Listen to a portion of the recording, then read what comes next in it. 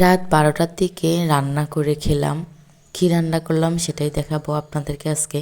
So hello everyone, আসসালামু আলাইকুম, welcome জানাচ্ছি আমার একটা ডেইলি ব্লগে।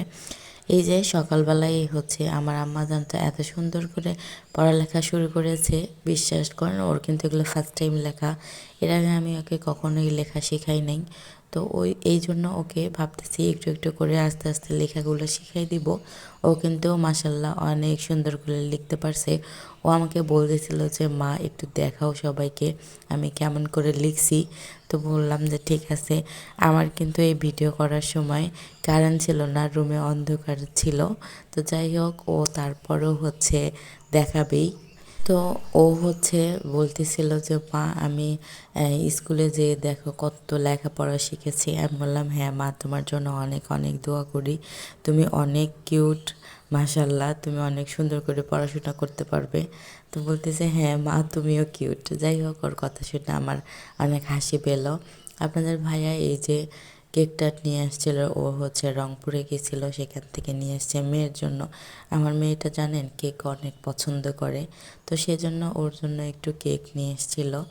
আর এই কেকটা কিন্তু ভীষণ ভীষণ মজার ছিল। আপনাদের ভাইয়া অনেক ফ্লেভারের কেক নিয়ে আসে, মাঝে মাঝে আমি আর আমার আম্মা জানটা টেস্ট করি। এটা হচ্ছে উপরের চকলেট কেকটা অনেক মজার ছিল কেকটা। আর এখানে যে কালাভুনা ছিল, আর এই যে পাউরুটিটা হচ্ছে জেলির মতো ছিল ভিতরে। কেকগুলো রুটিগুলো আসলে অনেক মজার ছিল, জেলি ছাড়াই খাওয়া যাচ্ছিল আর কি কেকগুলা। আমার তো অনেক ভালো লাগছে। এবার বাবার বাড়ি আসার পর থেকে আমি কিন্তু বাইরে খুব একটা যাই নাই, বিশ্বাস করেন। বাইরে যেতে এত ইচ্ছা হচ্ছে, মনে হচ্ছিল বাইরে কোথাও গিয়ে হোটেলে বসে খেয়ে আসি বা কোনো রেস্টুরেন্টে বসে খেয়ে আসি, এরকম একটা ইচ্ছা হচ্ছিল। আর এই তো এই কেকগুলোও কিন্তু অনেক মজা ছিল। এই কেকগুলো হচ্ছে 6টা নিয়ে এসেছিল, আমি আর আমার মেয়ে খেয়েই শেষ করছি বেশিরভাগ। আপনাদের ভাইয়া খুব একটা খায় নাই বা খায়ও না, সে এগুলো মেয়ের হচ্ছে পছন্দের জিনিস, সে একটু কমই খায়। আর এই তো কালাভুনাটা হচ্ছে আমি কিন্তু গরম গরম ভাত রান্না করে এই কালাভুনাটা হচ্ছে আমরা 3জন একই প্লেটে ভাত মেখে খেয়েছি।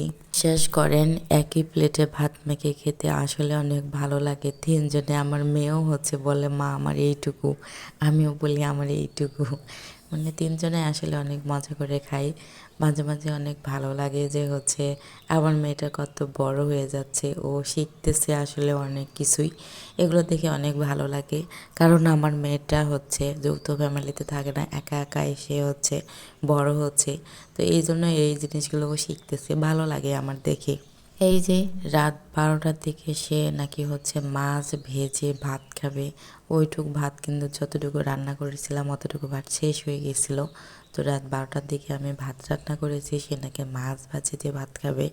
তো মাছ ভাজিটা আসলে অনেক তড়িঘড়ি করেই করেছে, আমার অনেক ঘুম পাচ্ছিল। তো তারা 2জন আমাকে ডেকে তুলে নিয়ে তো মাছ ভাজি করাই দিচ্ছে। আমার ফ্রিজে যথেষ্ট পরিমাণে হচ্ছে মাছ ছিল, কিন্তু তারপরেও আপনাদের ভাইয়া মাছগুলো নিয়ে আসছে। এই মাছগুলো হচ্ছে বাটা মাছ। এই মাছগুলো ভেজে খেতে কিন্তু অনেক ভালো লাগে, আমার অনেক ভালো লাগে মাছ ভেজে খেতে। কিন্তু আসলে ভাজতে ইচ্ছে করে না আমার, এটাই আসলে বিরক্ত একটা কাজ। তো মাছটা হচ্ছে পরিষ্কার করে নিয়েছি, এখন লবণ হলুদ আর গুঁড়ো মরিচ ছিটিয়ে দিয়ে আমি হচ্ছে মাছটা ভেজে নেব।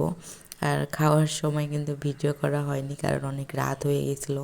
খাওয়া দাওয়া শেষ করতে করতে আপনাদের হচ্ছে 12:30 পার হয়ে গেছে। তো এই জন্য অত রাতে আমি আর কিছুই ভিডিও করে নেই।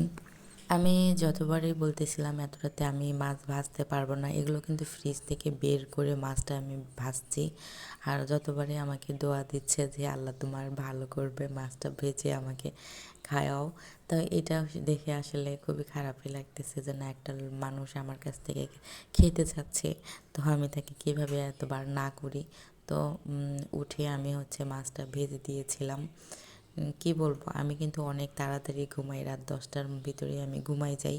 এত রাত পর্যন্ত খুবই কম জাগনা থাকি, কারণ হচ্ছে আমার রাত জাগতে আমি খুব একটা পারি না, সেজন্য। আর এই যে খাওয়া দাওয়া শেষ করে সকালবেলা হচ্ছে লাউ লাউ রান্না করতেছি। এখানে লাউটা এত কচি ছিল, আমার গ্যাসের অবস্থা খুবই খারাপ।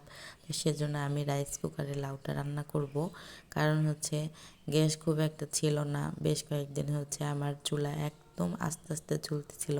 তো ভাবলাম যে না থাক, গ্যাসে না দিয়ে হচ্ছে লাউ তো অনেক জাল রান্না করতে হয়, তো সেজন্য ভাবলাম যে হচ্ছে রাইস কুকারে দিই।